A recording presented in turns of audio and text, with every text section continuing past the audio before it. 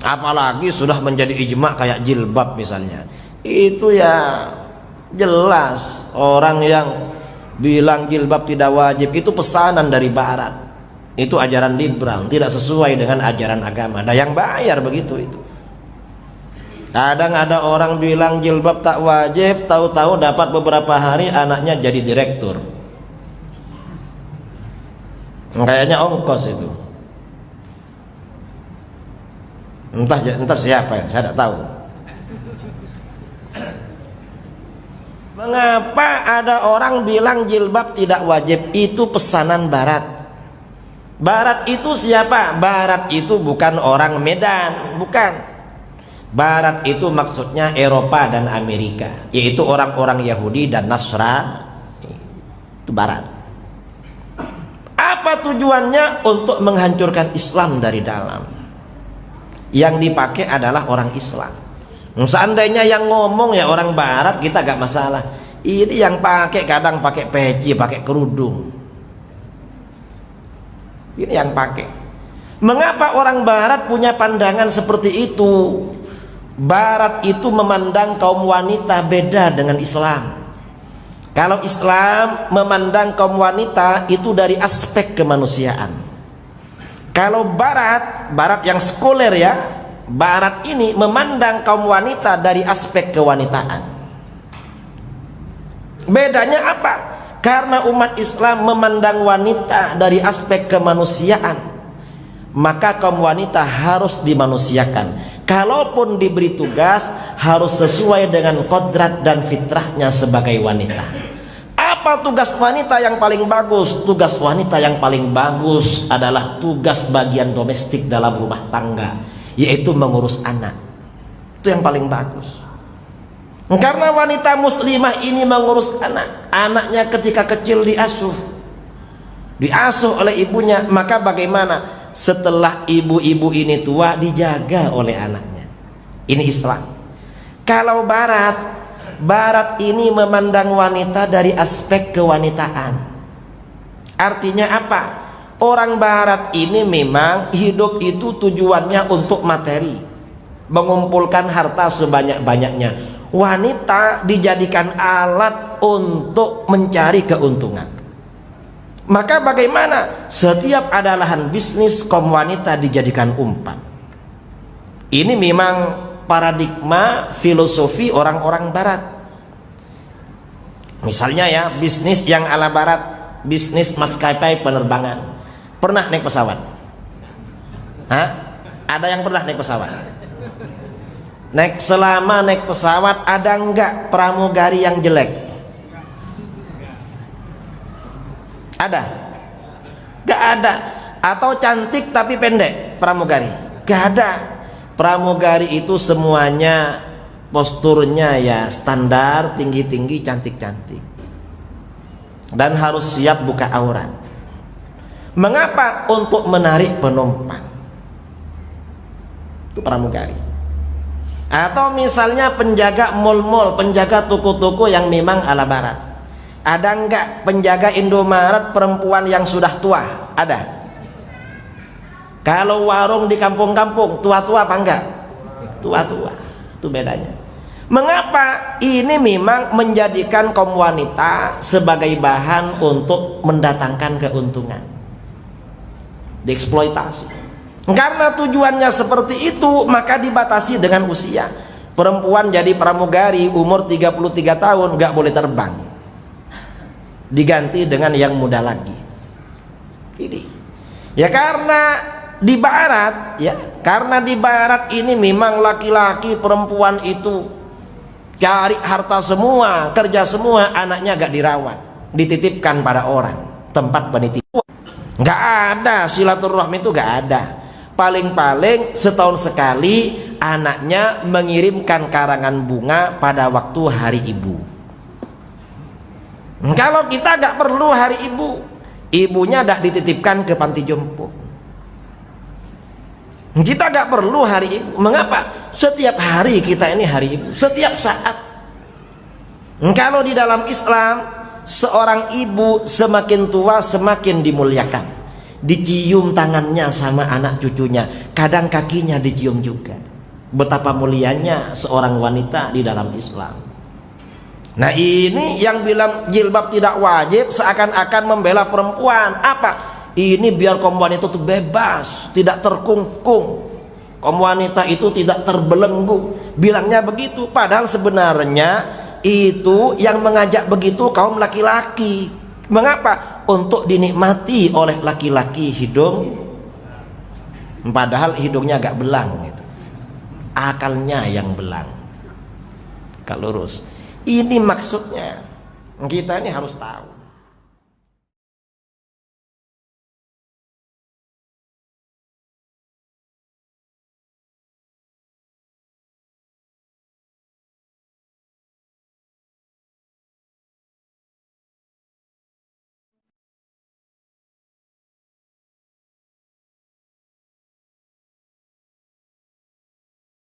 Kalau istri Nabi saja menggunakannya, maka ibu yang bukan istri Nabi lebih berhak untuk menirunya. Ibu istri Nabi bukan, sahabat Nabi bukan, tetangga Nabi bukan, hidup dengan Nabi tidak. Tidak ada turun jaminan surga untuk ibu sampai dengan saat ini. Zaman dulu, bahkan awal keislaman, tidak ada toilet umum. Itu masalahnya. Jadi kalau ingin buang hajat, rata-rata ke kebun kurma. Datang ke kebun, hajat tuntas, kembali. Persoalannya, yang hidup bukan cuma laki-laki, ada pula perempuan. Jadi begitu keluar, kadang-kadang seringkali mendapatkan pelecehan, walaupun sudah ada tandanya. Dari siapa pelecehan itu? Muncul dari kalangan orang-orang yang hidup pada masa itu, dari kalangan preman-preman Madinah. Umumnya orang-orang Yahudi pada masa itu. Di zaman Nabi awal-awal ada preman, Pak. Bukan cuma sekarang saja. Jadi kalau sekarang ada preman lagi, dia ketinggalan, telat luar biasa. Kuno berapa kuadrat? 16 kuadrat ya. Alhamdulillah.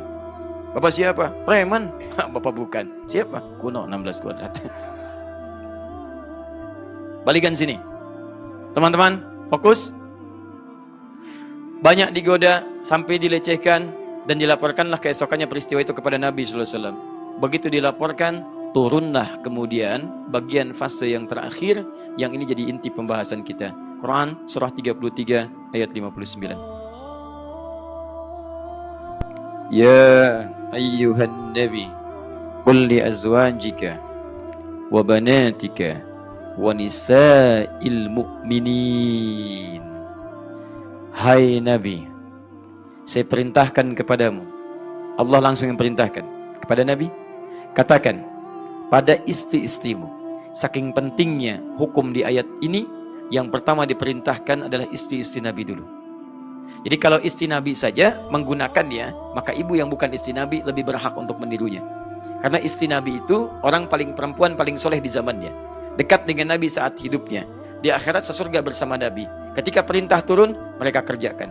Ibu istri Nabi bukan, sahabat Nabi bukan, tetangga Nabi bukan, hidup dengan Nabi tidak. Tidak ada turun jaminan surga untuk ibu sampai dengan saat ini. Maka ketika ayat itu turun, ibu lebih berhak menunaikannya dibandingkan dengan kalangan-kalangan masa lalu. Wa banatika, dan putri-putrimu.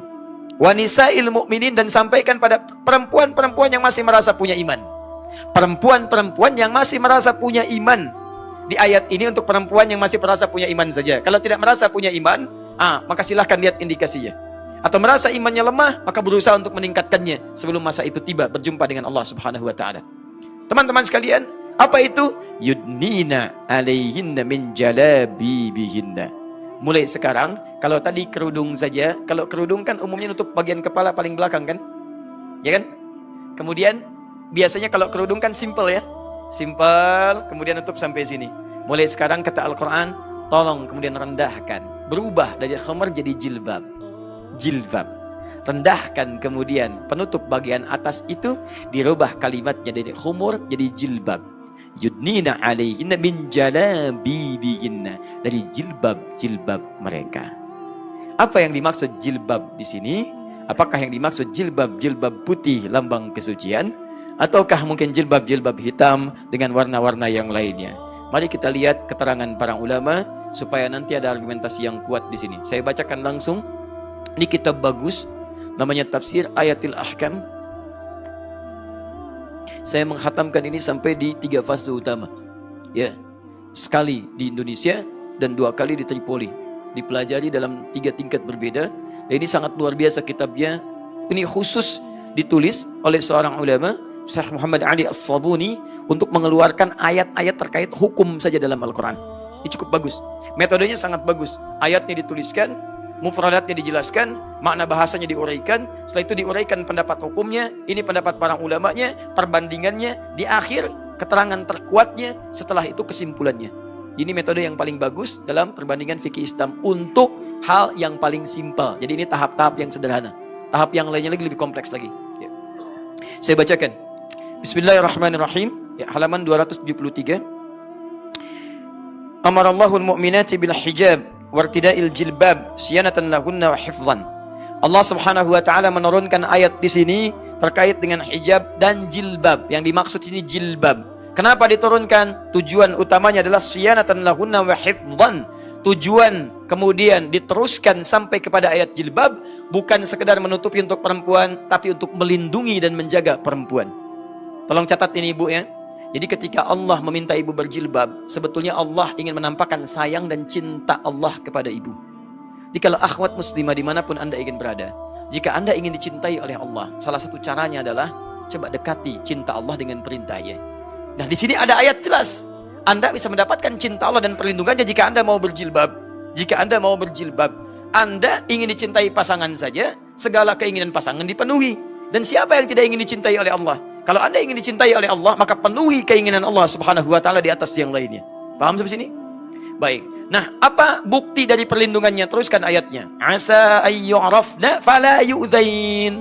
Jika perempuan itu telah berjilbab, maka itu tanda ketaatannya di hadapan Allah, dikenali dia sebagai tanda ketaatan. Kalau sudah dikenali, awas, khitabnya langsung ke kita, ke laki-laki beriman. Lihat sini, fala yu'dzain, maka pastikan, hei pria-pria beriman, lindungi mereka. Tak boleh ada tampak pelecehan kepada mereka. Lindungi. Makanya ketika perempuan pada saat itu mulai mempraktekkan ayat ini, itu langsung berlaku perlindungan pada mereka dan menyebar kepada setiap pria beriman. Sejak saat itu kalau ada yang melecehkan lagi, langsung orang beriman muncul laki-lakinya. Lindungi mereka. Sampai tiba kejadian, begitu ada ayat itu turun, dipraktekkan oleh perempuan beriman, ada yang melecehkan, dan tibalah kemudian peristiwa yang sangat dahsyat itu. Laki-laki beriman berlomba-lomba menolongnya, sampai terjadilah kemudian satu musibah yang dengan itu nanti ada tanda orang Yahudi terusir kemudian dari Madinah dengan perilaku mereka yang melanggar kesepakatan pada saat itu. Di teman-teman sekalian, ini satu ayat ini ditujukan pada perempuan sekaligus juga pada laki-laki. Kalau kita menemukan perempuan-perempuan seperti ini dan perilakunya sudah baik, maka kita punya kewajiban melindungi mereka dengan perintah Allah Subhanahu wa taala. Seperti enak Bu, Ibu kalau berjilbab itu. Laki-laki membantu, laki-laki melindungi, ada iseng, pria beriman membelanya. Masya Allah kesulitan, mau kemana? Pasar, di pasar Keranji, beli beras 3 karung. Susah, ada pria beriman, gampang, Masya Allah. Baik, masukkan ke situ, angkat, bayar. Baik. Lihat sini, teruskan. Jadi itu poinnya teman-teman sekalian. Itu poinnya ya. Jadi Allah turunkan ayat jilbab untuk menandakan. Waalaikumsalam warahmatullahi wabarakatuh. Semoga Buya, Umi, dan keluarga dan seluruh santri Al-Bahjah dilindungi oleh Allah Subhanahu wa taala. Amin ya rabbal alamin. Buya izin bertanya, Buya. Kami mendengar di media sosial bahwa ada seorang profesor ahli tafsir, Buya, menjelaskan bahwa kerudung atau hijab itu tidak wajib bagi perempuan. Yang penting pakaiannya sopan saja, gitu, Buya. Nah, ini ada pro dan kontra di kalangan ulama. Nah, akhir-akhir ini juga mendengar bahwa ada seorang ulama ahli tafsir juga, akidahnya sama dengan kita, menjelaskan bahwa hukum, Bu ya, sisi dakwah gitu, bukan sisi hukum gitu, Bu ya. Baik. Beliau ini sedang menjelaskan sisi dakwah hukum. Nah, bagaimana dengan kita yang orang awam ini memahami ini, Bu ya? Syukron Buya atas jawabannya, mohon doa selalu Buya. Assalamualaikum warahmatullahi wabarakatuh. Waalaikumsalam warahmatullahi wabarakatuh. Sederhana sebetulnya. Ulama sudah jelas, ada gunung besar para ulama. Ahli tafsir kompak dari masa ke masa. Kalau masalah keilmuan mereka para ahli tafsir nggak bisa dibanding. 10 kali dari orang yang dikatakan hebat di hari ini pun nggak akan nyampe. Ada gunung. Kemudian ada batu besar di rumah kita. Memang besar zaman ini batu itu besar menurut di lingkungan kita. Akankah kita banding batu ini dengan gunung sana? Ya tetap tidak. Ulama sudah jelas fatwa ini bahwasanya menutup kepala adalah kewajiban dan itu adalah aurat, sudah jelas. Kecuali muncul dari, mohon maaf, kelompok-kelompok yang dihembuskan dari orang-orang yang terkena pemikiran-pemikiran orientalis, liberal dan sebagainya untuk meragukan Islam, meragukan ahli tafsir, meragukan ulama, maka muncul fatwa semacam itu. Itu fatwa yang nggak dianggap. Maka biarpun muncul dari orang yang katanya ulama hari ini kalau berbeda dengan petuah-petuah ulama-ulama besar, ya jangan didengar dong. Maka kita tidak perlu bingung, bukan sebuah kontroversial ini. Yang menganggap ini ini bukan sebuah kontra, tidak perlu kita, karena tidak perlu dianggap. Sudah selesai. Akankah kita mengalahkan dengan imam-imam ahli tafsir yang lebih dahulu dari Tabari, Ibnu Katsir dan yang lainnya? Hanya gara-gara hari ini mungkin dia masyhur di media dan sebagainya? Nggak bisa dong. Lah kita kan bisa mikir. Jangan dirusak anak-anak dengan fatwa-fatwa semacam itu. Anda tidak usah menoleh. Sederhana, itu adalah fatwa yang aneh, bertentangan dengan para ulama dan selesai. Nggak harus dianggap sebagai sebuah sebuah khilaf. Karena khilaf itu di kalangan orang-orang besar. Dia menukil, nukilannya seperti apa? Sudah jelas dari masa ke masa semacam itu. Bahkan yang belajar ilmu bab fikih paling ringan saja, kitab-kitab kecil, ada aurat di dalam sholat, di luar sholat begini, semuanya jelas. Belum lagi bicara tentang tafsir yang sama. Hukumnya adalah wajib menutup kepala. Makanya kalau ada fatwa semacam itu bukan sebuah fatwa. Loh, dia profesor, biarpun 11 profesor dijajar. Anda akan berikan profesor berapa kepada Ibnu Katsir, Imam Tabari, Syekh Mutawalli Sya'rawi misalnya? Anda akan beri gelar profesor berapa? 100 profesor di nggak akan cukup. Begitu besar ilmu mereka, begitu luas ilmu mereka. Sederhana sebetulnya. Makanya menuntut ilmu itu memang subhanallah, waspada ya. Di zaman ini ada orang yang memang secara ilmu ada lagi sisi lain, orang ada berilmu tapi ada saat dia kepleset. Ahli fikih pun ada, namanya apa? Syudud. Ada syududul syawad. Kol yang syad dari kaum ahli fikih, mutasahilun yang enteng fikih ada. Jadi setiap ilmu kadang-kadang ada orang kepleset. Misalnya ada Imam Tabari ada kesalahan dalam hal ini, ada. Tapi ya, ulama ngerti yang salah jangan diambil.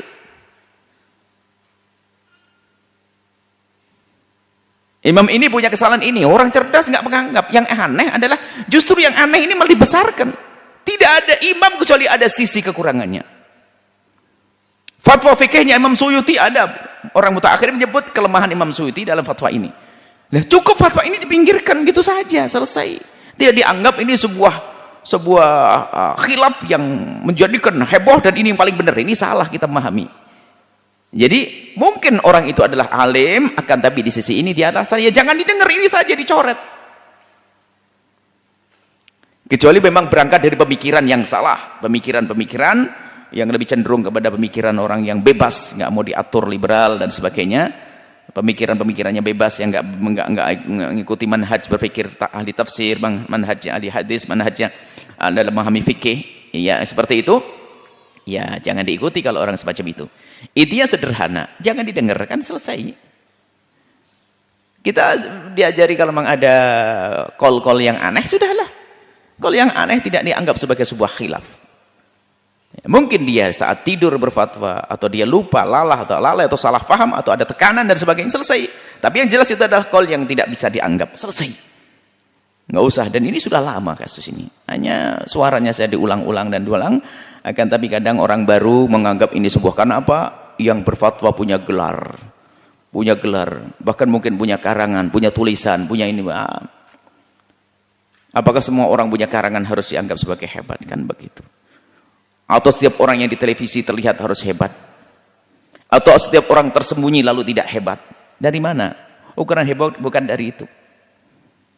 Seperti itu, semoga gini saya. Kemudian setelah itu kita husnudon. Mungkin ustadz itu atau orang itu ya salah berpikir alias kepleset.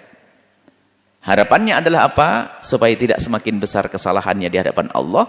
Ya, kalau memang betul ada orang semacam itu, apalagi dia adalah umat Nabi Muhammad, kita doakan Semoga Allah memberikan kesadaran, kemudian tobat, mengembalikan fatwa yang salah kepada yang benar, kemudian setelah itu yang benar diikuti, sehingga dosa yang selama ini menjerumuskan orang lain diampuni oleh Allah, sehingga dia di surga setelah itu. Itu yang kita inginkan. Dan kita pun juga tidak perlu mencaci orang itu habis-habisan, nggak ada. Kita bukan tugas mencaci, tapi kita menjelaskan pemikiran itu salah dan tidak dibenarkan. Selesai. Tapi orangnya bagaimana? Umat Nabi, saudara kita, harus kita doakan. Semoga selamat. Allah memberikan hidayah. Allah memberikan pertolongan. Selesai. Jangan sampai kita menangani sesuatu yang salah dengan cara yang salah. Caci maki, olok-olok, habis-habisan. Nggak seperti itu. Semoga Allah mengampuni semuanya. Bagaimana hukumnya seorang wanita yang sudah berhijab? Sudah berhijab itu maksudnya nutup aurat. Tiba-tiba dibukanya hijabnya. Dengan alasan di saat dia pakai hijab menutup aurat adalah pilihan. Waktu saya pakai hijab itu pilihan. Waktu buka hijab juga pilihan. Inilah orang yang otaknya udah dicuci, brain wash. Brain otak, wash cuci. Brain wash dicuci. Datanglah Zwimmer. Zwimmer ini orang kafir yang merasa kalah perang dengan Islam. Datang dia ke makam Salahuddin Al-Ayyubi, dipatahkannya pedangnya. Karena Salahuddin Al-Ayyubi menang melawan Richard the Lionheart, panglima perang dari Inggris. Richard berhati singa. Kalah, demam si Richard itu di dalam kemah. Tak tahu, dokter tak bisa mengobati dia. Tiba-tiba datang orang pakai kain selimut masuk ke dalam kemah si Richard. Menyusup masuk ke dalam kemah, cabutnya pedang. Richard, kalau mau udah kupancung kepala kau, mati kau sini Richard. Salahuddin Al-Ayyubi justru dikasihnya obat. Disitulah merasa kalah Richard the Lionheart. Datang Zwimmer ke makam Salahuddin Al-Ayyubi, dipatahkannya pedangnya. Dulu kami lawan kau pakai pedang, kami tak pernah menang. Karena kami perang mau hidup, kalian perang mau mati, jihad fisabilillah. Maka sejak hari ini perang kami tidak dengan pedang, tapi dengan cuci otak. Nah, ini salah satu yang otaknya udah kena laundry. Saya pakai hijab ini pilihan, pakai kolor pun pilihan. Terceplosan pula. Yang pilihan itu antara minum teh manis dengan minum air putih. Itu yang pilihan. Adapun minum khamar dengan minum air zam-zam bukan pilihan. Kau wajib. Mana pula pilihan? Istikharah itu pilihan antara sate kambing dengan sate ayam dengan gulai ayam, bukan pilihan. Wajib memilih yang halal. Maka berhijab wajib. Ini tak betul.